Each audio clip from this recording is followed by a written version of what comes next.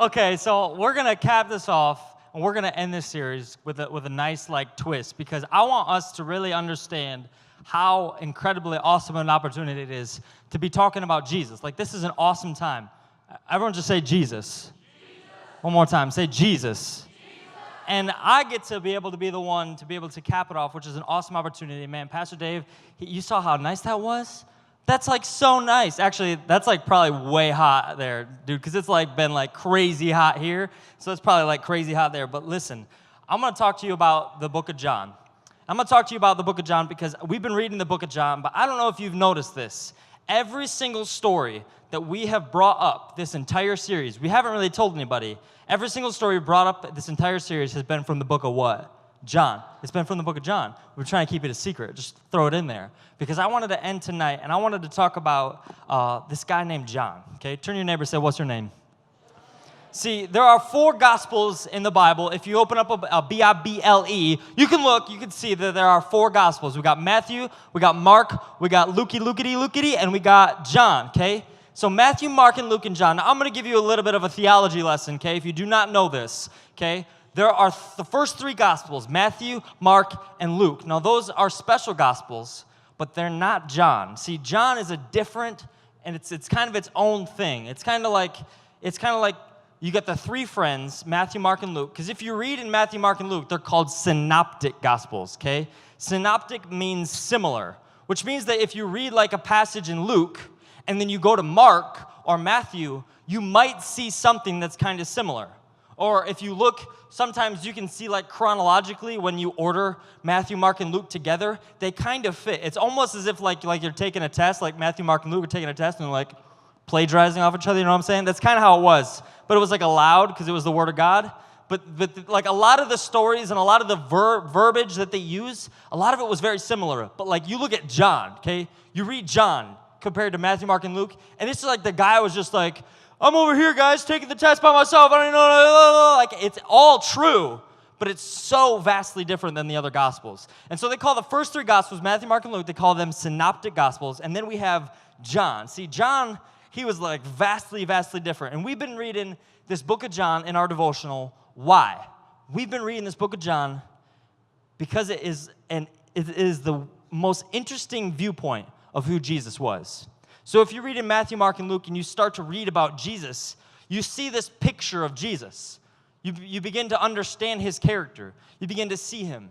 And because they're so similar, Matthew, Mark, and Luke, he almost acts a certain way. But then you read in John, and it's the other side of this personality that we did not even know existed. And when John reveals this to us, and when we see, and we can read in the book of John, we see him, and we see that it's from such a different viewpoint. Why? Because the author. See, Matthew, Mark, and Luke, they believe that when those 3 books were written, now I want you to dig deep with me, okay? When those 3 books were written, they believed that they were kind of written around the same time, and at the same time, they were kind of written from the same source. They believed that somehow, some way, that when Matthew was writing his, he had Mark with him. Okay, John, he was not that way. When this book of John was written, it was not that way. Now, this John, I want to think about this John for a sec. See, this John is not like John the Baptist. Pastor Dave, he did a message on John the Baptist. Now, this is not John the Baptist. This guy's name, he's got a ton of different names, but this guy's name is John, the son of Zebedee. Zebedee, okay? It's a fun name. John, the son of Zebedee. And his brother, okay, he had a brother who was also a disciple with Jesus, and his name was James, and they were both the sons of Zebedee, okay? That sounds like a Zebedee, okay? And they were both the sons of Zebedee, and John, some people think that he was the youngest apostle. But here's what was so crazy about John. Now, John was a cool guy, but he was he's so interesting, and I've been reading this, and I've been looking at why is John important? Why is he so important? What's so different about him? See, he wrote more than just one of the Gospels. He also wrote 3 books in the rest of the New Testament called 1 John, 2 John, and 3 John, and they were letters. Now, he wrote these 3 books, and then, to cap it off, John just comes in with a home run, and he writes the book of Revelation. He receives the revelation from God, the last book in the Bible. See, what gave John this weird perspective? What gave John this like if you were to write a letter or if you were to write like a story about Pastor Tyler, okay, you would all come from it from a different perspective. Okay, someone's like, he's like the meanest person I've ever met in my life. Okay. My mom would be like, he never cleans his room. Okay, I don't know if my mom sounds like that. Okay, you would come at it from a different perspective because you have a different relationship with me. You know me from a certain angle. You might say I'm nice. Some people might say I'm mean. Some people might say I'm scary. Some people might say I'm smelly. That's okay, okay? But we all come at it from a different perspective. John's perspective was so unique because he was the closest person on earth to Jesus. Now, I'm talking about Jesus when he was here on earth. He was the closest person to Jesus. And I want to dive into this because this is like super crazy. It's insane. It's important. And he had a different viewpoint than Matthew, Mark, and Luke. Because not even all of Matthew, Mark, and Luke, they weren't all disciples. So they were looking at it from a totally different view. See, when you're close with somebody, you guys know like the difference between like a friend when you first invite them over to your house and you're like, hey, you want to sit down? They're like, no, okay, it's okay, dude. I don't want to like mess up your furniture. And then you got like the best friend who's just like, I'm dead. And they realize you're not even home. They're like, who cares? I'm still sleeping over. You know what I'm talking about? You know what I'm talking about? Okay, we all have that friend that's like, they're like looking in your fridge like, hey, I just ate the last of this. And you're like, for real, dude? You're just like, whatever. Because they're like your best friend. You know what I'm talking about? Who has a friend like that? I have a friend like that. That friend is Aaron McIntosh. Okay? And it doesn't even matter how close I was to him. That's just how he was. Like, he'd just be like, hey, I just ate the last of your lasagna. I was like, I love lasagna. What the heck, man? Okay? And they're just barge in because they're so comfortable. It's almost like they barge in, they eat your food, they become demanding. But because John was one of Jesus' best friends, I thought I'd bring one of my best friends in. And if my best friend can come on out, he's one of my bestest of friends in the whole world. This is homie. Okay, this is my homie. Bring him up here. This is Carl. He was like freaking out in the back room. He's like, so this is homie. Every time when I get home, literally, he's so excited. Oh, you smell, dude. Oh my gosh. It's like he's so excited to see me, okay? Dogs are considered man's best what? Man's best friend. Now, he's my best friend, but he's also a jerk sometimes because, like, I'll be like, come here, and he'll just give me that look right there. And he's like, I'm not doing nothing. You're not the boss of me. And he's pretty awesome, but he's my best friend. Now, when I come home and I like, the first thing I do is I get down on the ground and I'll sit and I'll be like, come here, homie. And he'll come up to me and just, and he'll just like sniff me and love me. And he's like, oh, you're my best friend. And it's so hard, like when you put him in his, you know, like that feeling when you put him in their cage and they're like, don't leave me. Okay, that's like, that hurts. You know, that hurts really bad. Who here has a dog that's their best friend? You have a dog that's your best? Dude, you're so smelly. I'm going to give you back. You're so smelly, dude. Everyone give a hand for Carl. Carl! Now, homie's my best friend. And everyone's like, oh, look at him. And then he poops, and you're like, ew, get that thing away from me. So we each have a best friend. Some of us, it might be our dogs. It might be your cat if you're weird. I'm just kidding. Someone's like, I love my kitty.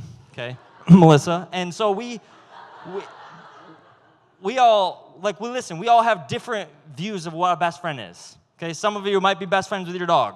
Okay, and that's okay. Some of you might say, like, I have 100 best friends. I'm the bestest of friends for everybody, okay? It doesn't matter. We all have different views of best friend. But Jesus, he was 100% God. He was fully God, and he was fully human. And if he's fully human, that means, I got hair all over me. I can feel it. That means he partakes. Listen, if Jesus is 100% God and also 100% human, that means he partakes in human customs. What does that mean? He had a best friend. That best friend was John. Now, that doesn't mean that other people were less valuable to him. That doesn't mean he'd be like, I'll choose John. He's like at the playground playing kickball. He's like, I'll choose John. I don't want you. You go on the devil's team. That's not what it was, okay? Well, Jesus is going to win kickball. That's just how it is. But what it meant was he had someone who was close in proximity. See, Jesus had 12 disciples. He had 12 of them. And those were the people who were closest to him. Those were the people who were so close to him. Why? Because they would follow him. Now, there are tons of people who would follow him, but maybe not follow him everywhere. They literally were like, just got done fishing, just got home, and Jesus walks up and is like, hey, dude, come here, follow me. And they're like, okay, sure, yeah, no problem. That's how dedicated they were. That's how much they loved Jesus. Is they said, I will leave everything. I will not see my family again. I will not see my friends again. Everything, because you are worth following. I will follow you. My dog follows me around everywhere. It's like, you're walking and he's like right behind you and you trip on him. You're just like, get out of here, okay? He follows me around everywhere and he snorts so bad, okay? And he'll do like the thing where he gets up close to my face. He's like, and he'll like sneeze right in my face. And he loves it, and I hate it, but he's following me everywhere. He follows me no matter what, okay?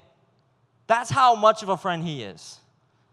And when the disciples, when they would follow Jesus, it wasn't just like, oh, I'm going to follow this guy. He seems interesting. I'm going to follow him because there's a reason. You don't just get up and leave everything unless there's a specific reason why you're following. So Jesus had the 12 disciples, and then, here's what's cool.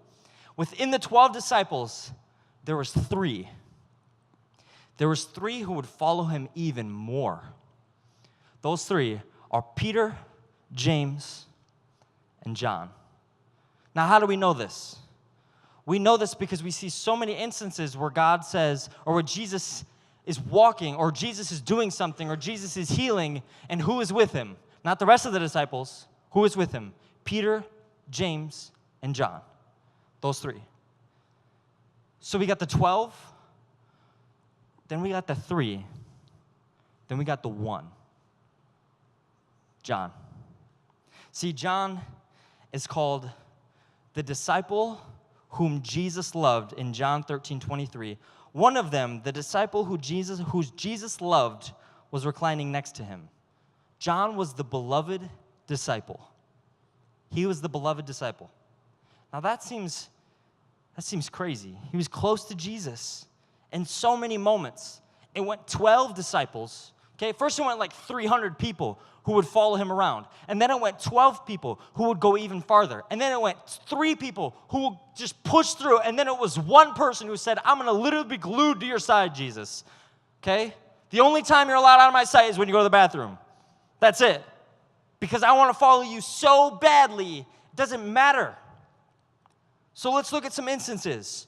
How was he close? Peter, James, and John. I want you to remember those 3. Peter, James, and John. And after 6 days, this is an important thing that happens in Matthew. After 6 days, Jesus took him, Peter, James, and John, his brother, led them up to a high mountain by themselves. Then he was transfigured before them. Everyone's like Transformers, that's what we're talking about? Optimus Prime right here? No. Transfigured before him. And his face shone like the sun, and his clothes became white as light. This is before Jesus died on the cross. This is called the transfiguration. This is an important part of what we know, because this is when the Holy Spirit and Jesus came down upon God, and the glory showed for the first time. The glory of God showed through Jesus the first time. Who experienced that? Who? Peter, James, John. They were the ones who went. There was the healing of Jairus' daughter. When he arrived at the house of Jairus, he did not let anyone go except with him Peter, John, and James, and there the child's father and mother. Meanwhile, all the people were wailing and mourning for her. Stop wailing, Jesus said. She's not dead, but asleep. He goes up, heals her. Who was with him? Peter, James, and John. Then we have the Garden of Gethsemane. Now the garden, this took place right before Jesus was arrested and nailed to the cross. The garden. Now Jesus is up in the garden, and he took who? Peter and the 2 sons of Zebedee, James and John, with him. He began to be sorrowful and troubled. Then he said to them, my soul is overwhelmed with sorrow to the point of death. We're talking about Jesus. This is Jesus we're talking about. This isn't like This isn't like you. This isn't someone else. This ain't another disciple. We're talking about Jesus said this. My soul is overwhelmed with sorrow to the point of death. Stay here and keep watch with me. Peter, James, and John. I was like writing this, and I was literally just like sitting in my office, and I was just like, can you imagine? God is so sorrowful.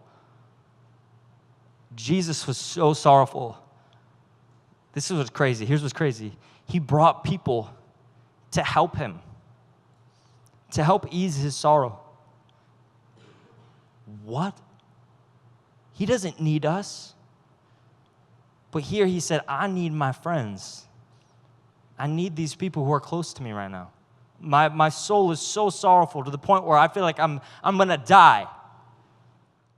Like, I've gotten upset before, but not that upset.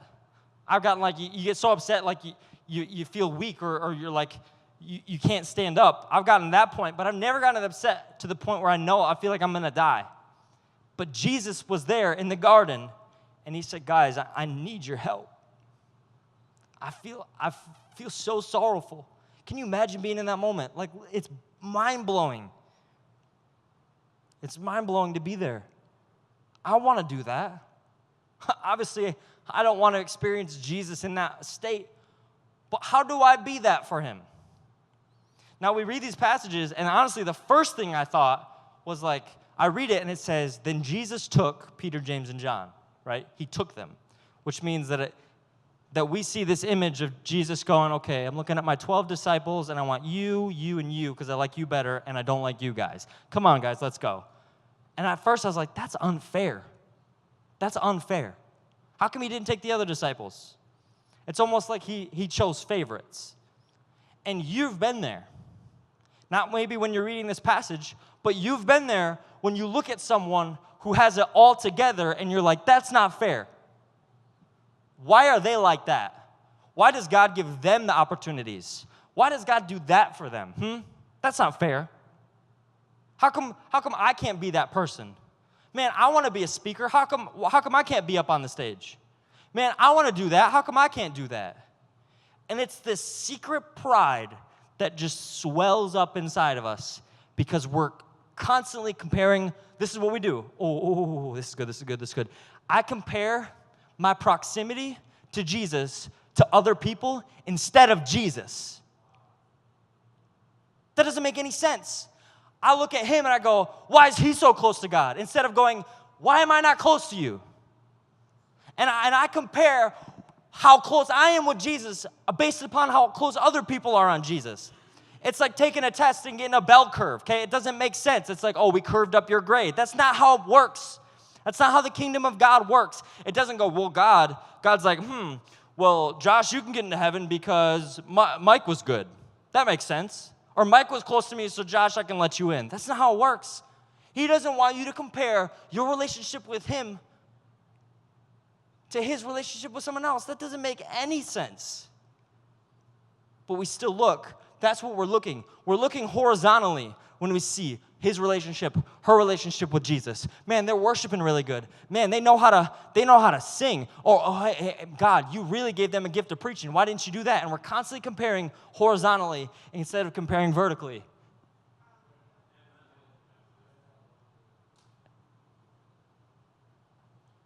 That's crazy.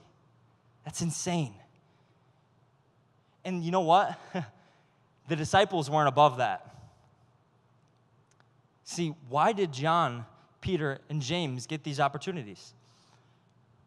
If you read just these passages, it almost seems unfair. But then if you look back at the scope of Jesus' life, and you see how instrumental they were, and you see how much they chose to pursue Jesus, then you start to realize. I want us to listen to this. See, it says in Mark 10, James and John, the two brothers, Zebedee's sons, came up to him. They came up to Jesus. They said, "Teacher, we have something we want you to do for us." Now, immediately they're like, okay, what is Jesus going to do? Jesus says, okay, what is it? I'll see what I can do. Arrange it, they said, so that we will be awarded the highest places of honor in your glory.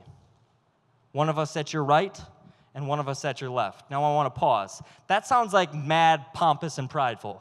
That's like, hey, God, I want all the recognition. But that's not what they were saying.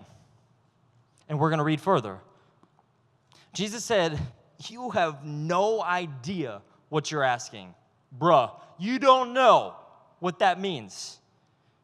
You have no idea what you're asking. Are you capable of drinking the cup I drink, of being baptized in the baptism that I'm about to be plunged to? What is he talking about?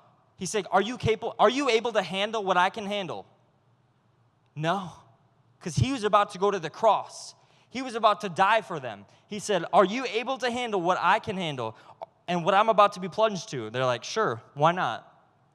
Like it's no big deal. Jesus said, come to think of it, you will drink the cup I drink and be baptized in my baptism. But as to awarding places of honor, that is not my business. There are other arrangements for that. I'm going to pause. Who is he talking about? He's talking about God the Father. See, when Jesus walked this earth, he was constantly giving God glory. Do you think Jesus could have awarded them the places of honor? Heck yeah. But what was he doing? He was modeling for them what it meant to have humility vertically.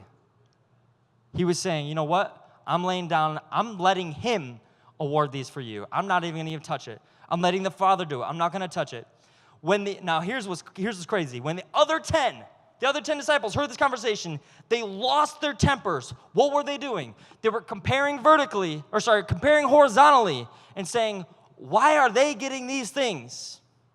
Why did they deserve that? We deserve that. Jesus got them together, and he said, to settle things down, you've observed how godless rulers throw their weight around, he said. And when people get a little power, how quickly it goes to their heads. It's not going to be that way with you. Whoever wants to be great must become a servant, and whoever wants to be first among you must be your slave. That's what the Son of Man has done. He has come to serve, not to be served. He has come to serve, not to be served, and then to give away his life in exchange for many who are held hostage. We read this, okay? So Jesus is putting a formula up. Let's go to math class. He's putting a formula up. In order to get honor, you must do what? Become a servant. In order to be awarded, in order to have a highest place of rank, you must humble yourself and become a servant. Now let's fast forward to all these scriptures. Remember when Jesus said, come with me? Why? Because they were being servants. He wouldn't have awarded them that place unless they were a servant. He said it himself. He said, you must be a servant if you want to be with me, if you want to be closer to me. You must humble yourself if you want to be with me. Why did they ask? I honestly don't think it was because they're selfish. I read other translations, and I really dove into this. Why did they do this? They didn't ask God for his glory for their own gain, because that doesn't make any sense. That doesn't make any sense to want to be a part of God's glory for your own gain. That's saying, God, I want my glory for my gain. But if I say, God, I want to be in your glory, that can only be for his gain. That can only be for God's power, not your power. So when they asked this, they said, God, what can we do? What are we willing to do? What are you willing to do? What am I willing to do? What are we all willing to do when we walk out this door for God's glory? I think we're put in this test. We're put in this life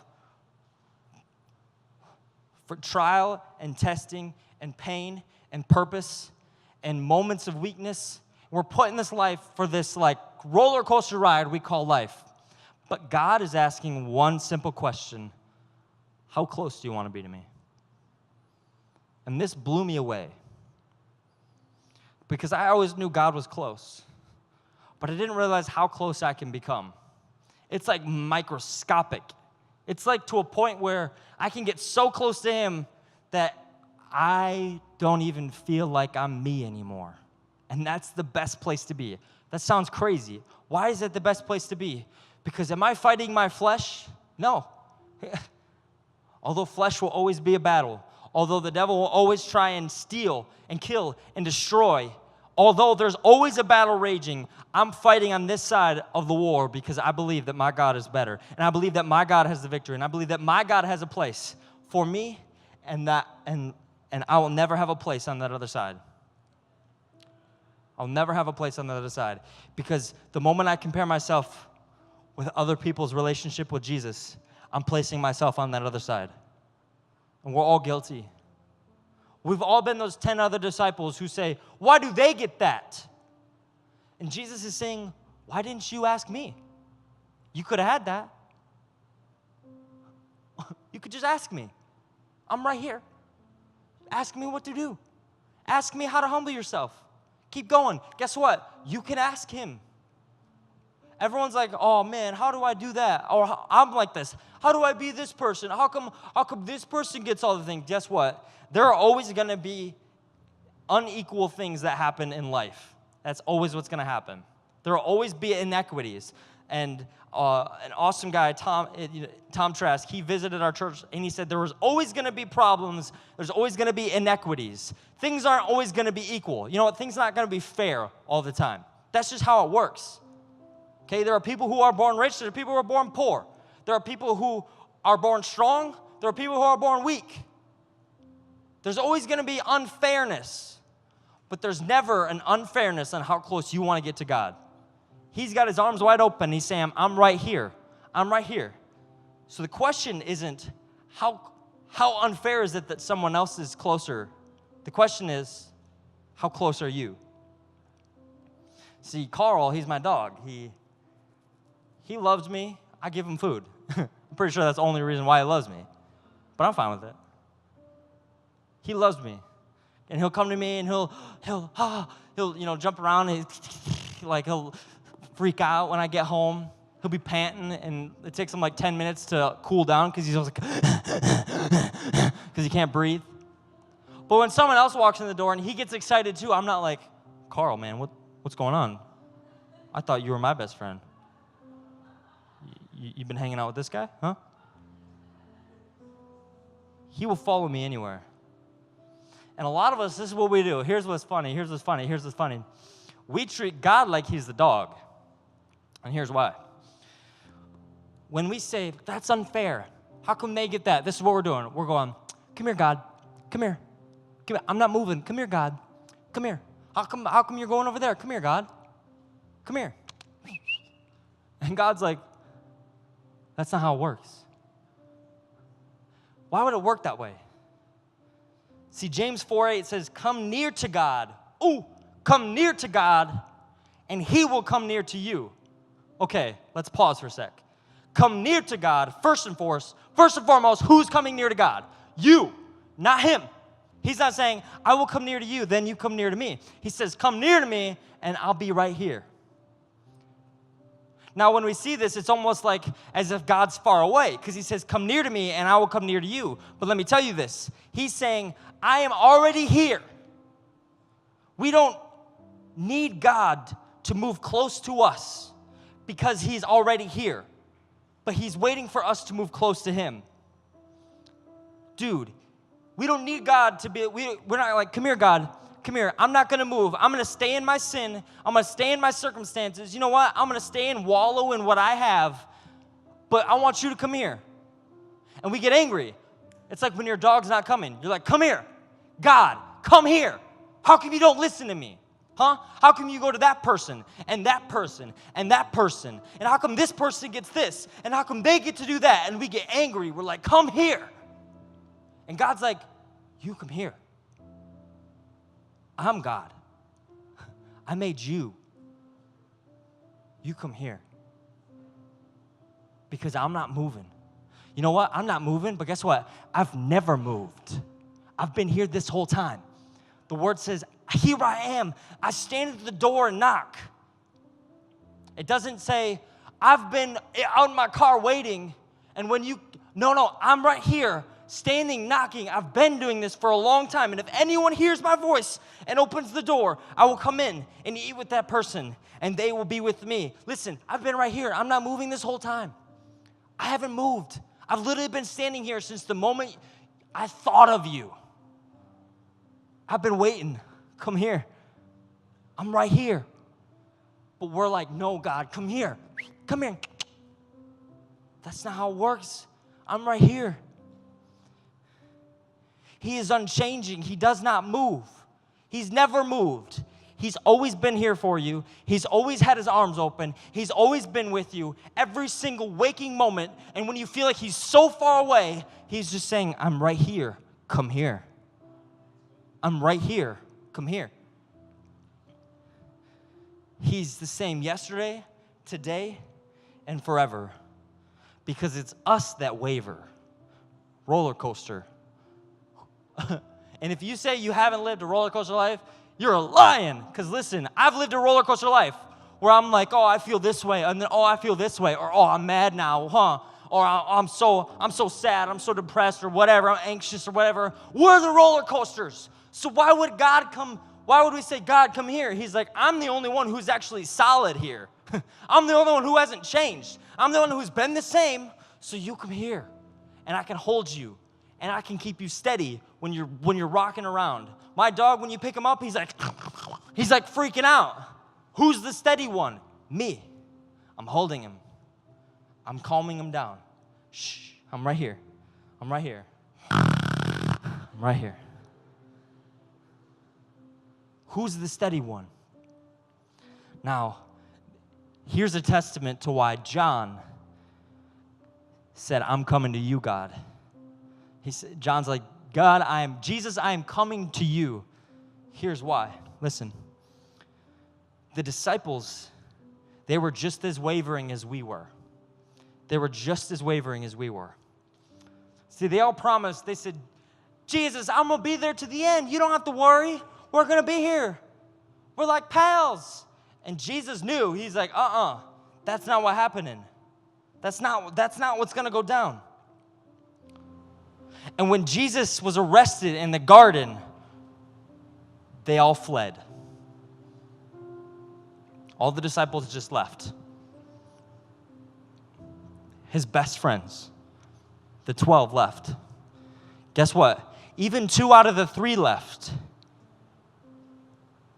So there was 1.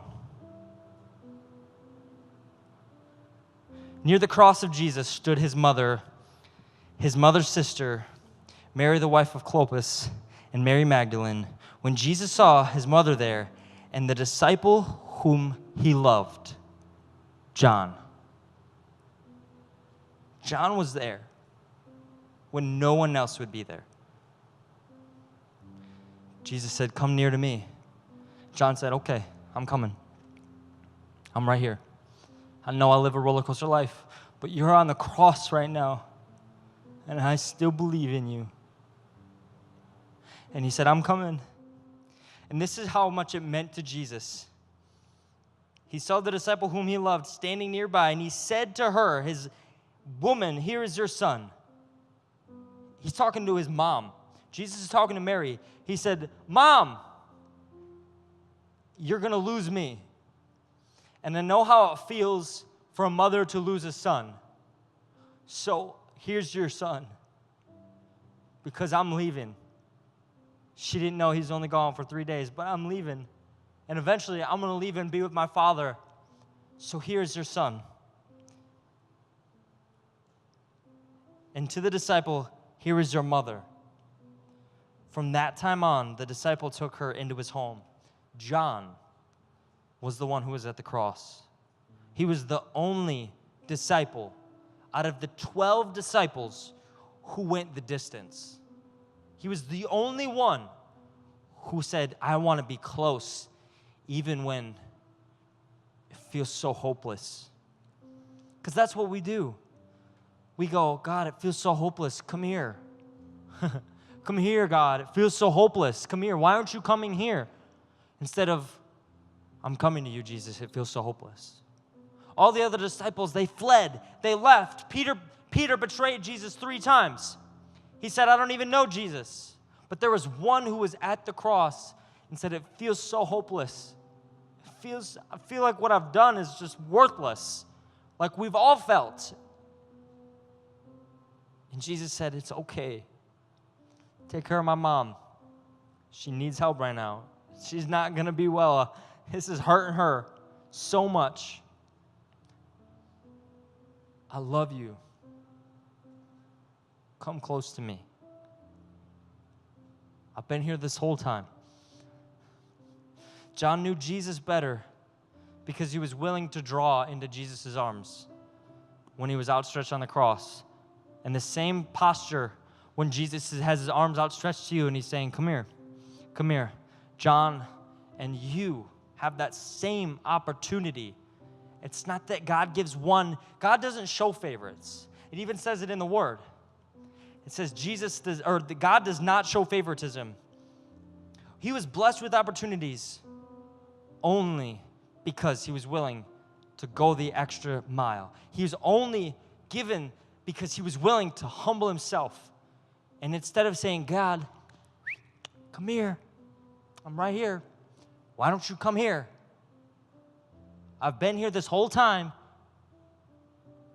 Instead of that, he was willing to say, I'm a servant to God. And I'm going to come to him. How many times have you asked God, this is a weird thought, how many times have you asked God, how's your day going? It seems kind of trivial and menial. It doesn't seem seems kind of odd to ask. I was sitting, I was like, God, how's your day? Because you're always wondering how my day is. How's your day going? Probably pretty rough. Probably pretty good. I don't know. Why would I ask that? I don't know. It seems weird. I just wanted to know how he was doing. Because we treat this relationship like it's a dog relationship. Come here. Let me pet you for a while. Let me get my stuff in, and then you smell, get away. Right? It's almost like, oh, I can only handle so much, instead of us being and following around, following wherever he goes. Even when we say, what are you doing? Where are we going? Huh? I don't know what we're doing, God. What are we doing? He's like, shh. We're like, God, where are we going? Huh? I'm excited. Let's do this. Let's do this. Where are we? I'm hopeless right now. I'm lost. I don't feel like I'm going. God's just like, follow me. Just follow me. Come here. You come here. But that is the place where I love being. Why? Because it takes so much pressure off. You know how much pressure that takes off? To know that I don't have to be leading God around, or to not feel like I have to be like, God, come here all the time. That's a lot of pressure. Because then I have to be the one who has it all together. And guess what? I don't. I got nothing together. I'm a hot mess. But if God's like, that's okay. You'll be that hot mess. But come here. And I want you to be close to me. And guess what? You'll be my beloved. I will love you. You'll be my number one. Not my number 3, not my number 12, not my number 1,888, not my number 4 million. You're not number 1. I love you. Oh man, you're like the most important to me. Because you're willing to keep coming close and closer and closer to me. And because John became close, it wasn't about any other disciples' closeness to Jesus. It wasn't about any other person closer to Jesus. It was just about Jesus. He was laser focused, eyes focused. He didn't think about others' people relationship. He just talked about me and God, me and Jesus. And we place our Christianity, we place our belief in Jesus on other people's plane. And we say, we even place our convictions on them. Well, they listen to this, so I can. That's not how it works. They do this, so I can. Their relationship is this way, so that makes it good so I can. I've done this, and I've gone, why am I doing this? Why am I not just asking God? Why am I asking other people whether or not they think this is okay? They think this is okay. Ask the Lord. Read His Word. Listen to people who are truly in a relationship and truly in love. And I can finally realize, God, this is what I want to do. How serious am I? How serious are you about your relationship, your proximity with God? How serious are you? Are you serious enough to be there at the cross? Would that be you? Or would you have led? Would you have left? Would you have left scared? Would you have been like, well, I'm anxious. I'm an anxious person, so I have a right to be. No. Would you have left Jesus?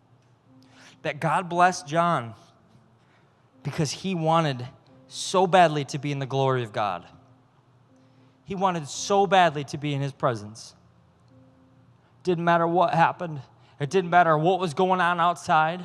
It didn't matter what was going on in his head. All that mattered was being close to Jesus. All that mattered was what he did to be close to Jesus. He didn't look at other disciples. He didn't look at other circumstances. He didn't look at his own circumstances. He said, I don't care what is happening. If the world is literally falling apart around me, I want to be close to you. And I will move towards you because you've never moved away from me. If you say, man, I've never been close to this God. I've never been close to Jesus in my life. And I know I've felt him in places, or maybe I've never felt him before, but I want to feel that. I want to feel his presence like John felt as he's standing at the cross. If that's you, I want you to raise your hand real quickly. No one's looking around. Raise your hand, put it up, and put it back down. Thank you, thank you. You say, Jesus, I want to draw in so badly to you. If that's you, thank you, thank you, thank you. Any more? If you're the person who says, Jesus, I feel like I was close to you before, and I feel like there was a time when I felt like everything was going good. But now I feel so far away. I feel like I'm not even the 3, not even the 12. I'm like the 150th person on your list. But guess what? God's saying there ain't no list. It's just me and you. So come close to me. If you say, man, I want to be back, I want to be close to you again. I feel like I've walked away a little bit. If that's you, raise your hand and put it back down. Thank you. Thank you. Hands everywhere. Thank you. Thank you. Thank you. You say, I want to be close again. I want to be closer than I've ever been before. And I don't ever want to leave. I don't ever want to walk away. Thank you. Thank you. Thanks. Anyone else? Thank you. Thank you. I want us to lift our heads up before we pray this prayer, because I want to tell you something. Every single one of those disciples, every single one, after Jesus arose from the dead and he went into heaven, every single disciple died for the sake of Jesus, except one, John. John lived his life, and you know what? He was probably more willing than most. He was probably the most willing to die. Why? Do you think John got close to Jesus so he didn't have to get martyred for Jesus? You know what? They tried to, okay? They tried to kill him. He couldn't die. He's like, I'm Superman right now. So what they did was they threw him on an island, and they said, you just stay there. And he stayed there the rest of his life. And on that island, God gave him a revelation. A revelation he gave no other disciple. He gave him the key to when Jesus came back. And that's that book. That's the last book. That's the end cap of the Bible. That's Jesus' promise to say, you know what? I'm not gone. Remember, I'm coming back again. I'm going to be back on this earth. I'm going to pull you guys out. I'm going to be back, and we're going to be in paradise again. Who did he give that to? What revelation? John. Because John was willing to move in, and Jesus said, okay, you've moved in close, and I'm going to spread it out. I'm going to spread the love that we both have closer and closer and closer, and I'm going to spread it out to everyone else. It's insane, the love that you experience, the closer you become. And you know what? I want to get closer and closer. I want to move closer in every single step. So as we pray this prayer, I want you to do something with me. Keep your eyes open. Don't look around, but keep your eyes open. And I want you to feel the love and the presence in this place right now. Say this with me. Say, Jesus. Jesus, today, I want to be close. I want to be close to you. I want you in my life. I want you in my heart. I want to be in your presence. I want to be close. I want to be at that cross. No matter how I feel, no matter my circumstances, no matter my thoughts, I want to be close because you've always been close. Jesus, I love you, and you love me. And everyone said, amen.